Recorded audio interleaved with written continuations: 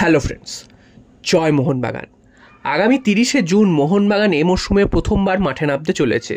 30শে June Mohun Bagan Kolkata লিগের প্রথম ম্যাচে নৈহাটি স্টেডিয়ামে পুলিশ এসির বিরুদ্ধে মাঠে নামছে এবং অনেক দিন পর আমাদের প্রিয় মোহনবাগান তারা আবার খেলতে নামছে। এটার জন্যই আমরা অপেক্ষা করে থাকি কবে মোহনবাগান মাঠে খেলতে নামবে, কারণ এই যে অফ সিজনটা চলে সেই সময় আমরা কিন্তু খুবই বোর হই। যদিও ট্রান্সফারের অনেক নিউজ থাকে ঠিকই, তবে যতক্ষণ না মোহনবাগান মাঠে খেলতে নামছে আমরা সমর্থকরা কিন্তু একদমই আমাদের ভালো লাগে না। তো অনেক দিন পর এই খবরটা এলো যে 30শে জুন মোহনবাগান প্রথম মাঠে নামছে নৈহাটি স্টেডিয়ামে। তো আমরা প্রত্যেকেই উচ্ছ্বসিত এবং এই খেলাগুলোর জন্য কিন্তু আমরা মুখিয়ে থাকি।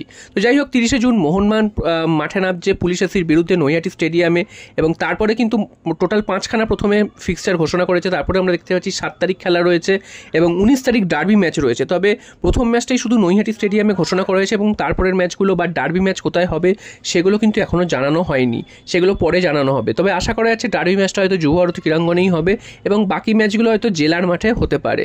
তো আইএসএলের অনিশ্চয়তা, তো এইগুলোর মাঝে কিন্তু এইটা একটা ভালো খবর যে অন্তত কলকাতা লিগে মোহনবাগানকে আমরা খেলতে দেখতে পারবো। এবং কলকাতা লিগে তোমরা জানো যে মোহনবাগান তাদের জুনিয়র দলই নামাবে, সিনিয়র দলের কোনো প্লেয়ারই থাকবে না। তবে যাই হোক, জুনিয়র দল নামালেও সেটাই এখন আমাদের কাছে অনেক ভরসার জায়গা, কারণ আইএসএল হবে কি হবে না, কোথায় কি খেলা হবে, কবে থেকে শুরু হবে কিছুই কিন্তু আমরা বুঝতে পারছি না। তবে কলকাতা লিগটা কিন্তু আমাদের অনেকটা অক্সিজেন যোগাবে এবং আমরা কিন্তু মোহনবাগানের খেলা দেখতে পারবো। এরপর চলে আসি আইএসএল হবে কি হবে না এই বিষয়ে, কারণ আইএসএল হবে কি হবে না এটা কিন্তু এখন কেউ জানে না। বিভিন্ন জায়গা থেকে বিভিন্ন রকম নিউজ শোনা যাচ্ছে। কোনো জায়গা থেকে শোনা যাচ্ছে যে আইএসএল না হওয়ার চান্সই বেশি, কোনো জায়গা থেকে শোনা যাচ্ছে আইএসএল হবে, তবে সেটা নভেম্বর মাস থেকে হয়তো শুরু হতে পারে। তবে নভেম্বর মাস থেকে যদি শুরু হয় সেক্ষেত্রে আইএসএল শেষ করাও একটা চাপের, কারণ এখন কিন্তু আগের মতন কম দল নয়, এখানে 14খানা দল রয়েছে। তবে এতগুলো দল যদি থাকে সেক্ষেত্রে কী করে এই 5-6 মাসের মধ্যে পুরো টুর্নামেন্টটা শেষ করবে? মিনিমাম সেপ্টেম্বরের মাঝামাঝি সময় থেকে শুরু করলে তাহলে কিন্তু গিয়ে শেষ করতে পারবে। এবার প্রশ্ন হচ্ছে, আইএসএল যেহেতু অনিশ্চয়তা হয়ে পড়েছে এবং সেই কারণে কিন্তু অন্যান্য দলগুলো প্রায় 5 থেকে 6টা টিম কিন্তু তাদের দল গড়তে দেরি করছে বা অনেকটা সময় নিচ্ছে এবং তারা এটা দেখতে চাইছে যে কী চুক্তি হয়, তারপরে কিন্তু তারা ডিসিশন নেবে দল গড়বে কি গড়বে না। তো বুঝতেই পারছো ভারতীয় ফুটবল একটা কিন্তু গভীর অন্ধকারের দিকে তলিয়ে যাচ্ছে, কারণ এই যে ফ্র্যাঞ্চাইজিগুলোকে নেওয়া হয়েছে এই ফ্র্যাঞ্চাইজিগুলো কিন্তু একটাও ফুটবলের উন্নতির জন্য বা ফুটবলকে ভালোবেসে আসেনি, তারা ব্যবসা করতে এসেছে এবং যেই দেখছে ব্যবসায় আর লাভ হচ্ছে না তারা কিন্তু এবার পালিয়ে যাওয়ার ধান্দা করছে। তো এই ধরনের ফ্র্যাঞ্চাইজিগুলোকে নিয়ে আসার কোনো মানে ছিল না, খুব বাজে ডিসিশন ছিল ভারতীয় ফুটবল বা এআইএফএফের, যেখানে ক্লাবগুলোকে মেরে ফেলে এই ফ্র্যাঞ্চাইজিগুলোকে ওপরে তোলা হয়েছে। সেই ফ্র্যাঞ্চাইজিগুলোই আজকের যখন বিপদের দিন ভারতীয় ফুটবলে তখন কিন্তু তারা পালিয়ে যাচ্ছে, দল গড়ছে না, যেভাবে হোক একটা কিন্তু প্লেয়ারদেরও ছেড়ে দেওয়ার একটা ভাবনা চিন্তা করছে। তো প্লেয়ার থেকে শুরু করে ভারতীয় ফুটবল প্রত্যেকেরই ক্ষতিগ্রস্ত হবে এই ডিসিশনে। তো এইটা কিন্তু এআইএফএফের অনেক বড় দোষ এবং সাথে সাথে এফএসডিএলেরও কিন্তু এর পেছনে অনেকটা দোষ রয়েছে, কারণ এফএসডিএল কিন্তু যেসব প্রস্তাব রাখছে সেটা কিন্তু যদি রাখে এআইএফএফ কী করবে কেউ জানে না, কারণ এআইএফএফের কোনো মতিগতি ঠিক নেই। তবে এফএসডিএল যে প্রস্তাবগুলো রাখছে সেই প্রস্তাবগুলো ফুটবলের কিন্তু পরিপন্থী, ফুটবলের বিপরীত দিকে যায়। এই ডিসিশনগুলো ফিফা বা এএফসি কেউই মেনে নেয় না। এই ডিসিশনগুলো কিন্তু একদমই বাজে, কারণ কোনো অবনমন থাকবে না, কোনো রেলিগেশন বা প্রমোশন কিছু থাকবে না। এটা তো একদমই হতে পারে না কোনো ফুটবল লিগে, তাহলে কিন্তু সেই ফুটবল লিগের হওয়ার মানেই নেই। এবং আইএসএল যদি না হয় সবাই বলছে ভারতীয় ফুটবলের অনেক খারাপ হবে, এর থেকে আর কি খারাপ হতে পারে? আইএসএল হয়ে কি ভারতীয় ফুটবলের কিছু লাভ হয়েছে? কিচ্ছু লাভ হয়নি। কিছু প্লেয়ার এসছে, তারা খেলেছে, করেছে, কিন্তু কোনো আদৌ কিন্তু ভারতীয় ফুটবলের কোনো লাভ হয়নি। সেদিক থেকে দেখতে গেলে যখন আই লিগ খেলা হতো তখন বরঞ্চ ভারতীয় ফুটবল তাও একটা জায়গায় ছিল, যেটা আইএসএল শুরু হওয়ার পর বা আইএসএলকে 1 নম্বর টুর্নামেন্ট করার পর যে ক্ষতিটা ভারতীয় ফুটবলের হয়েছে। তো এবার এই বছর আইএসএল হবে কি হবে না এটা কিন্তু নির্ভর করছে আগামী 2রা জুলাই যে বৈঠকটা রয়েছে। তো সেই বৈঠকে কিন্তু ডিসিশনটা নেওয়া হবে যে এই বছর আইএসএল হবে কি হবে না, কারণ এখন যে অবস্থায় রয়েছে এআইএফএফ এখন কিন্তু কেউই বলতে পারছে না যে কী হতে চলেছে এবং যার কোপটা কিন্তু গিয়ে পড়ছে সমস্ত দলের ওপর।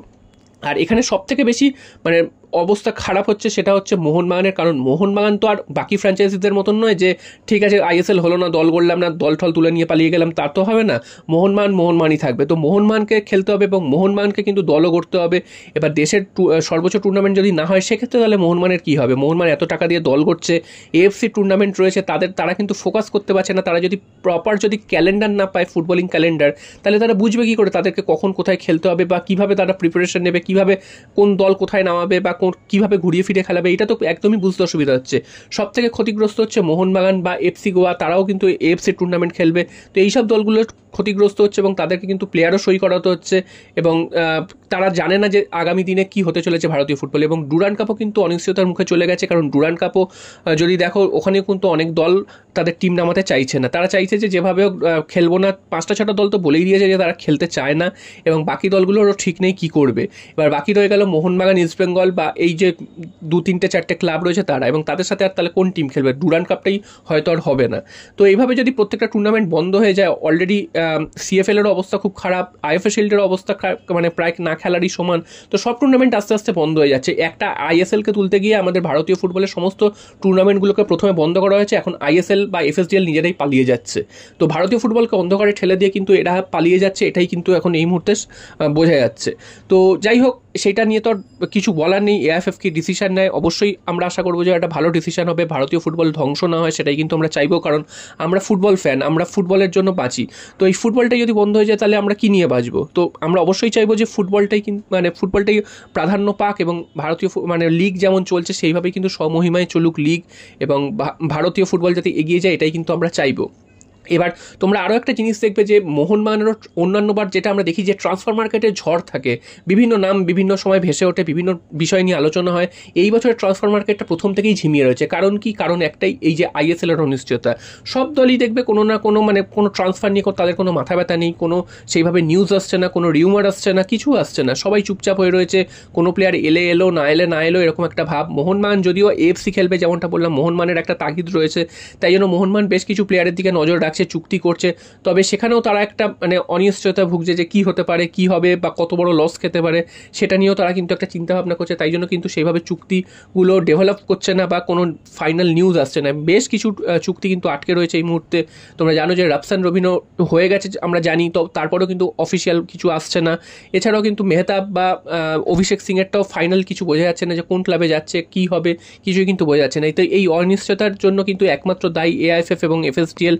আমরা আশা করব এই জায়গা থেকে ভারতীয় ফুটবল বেরিয়ে আসবে এবং আমরা কিন্তু আবার সামনের দিকে এগিয়ে যাব এবং আমাদের মোহনবাগান কিন্তু ভারতীয় ফুটবলে রাজ করবে এবং এশিয়ার স্তরেও কিন্তু ভালো রেজাল্ট করবে। জয় মোহনবাগান।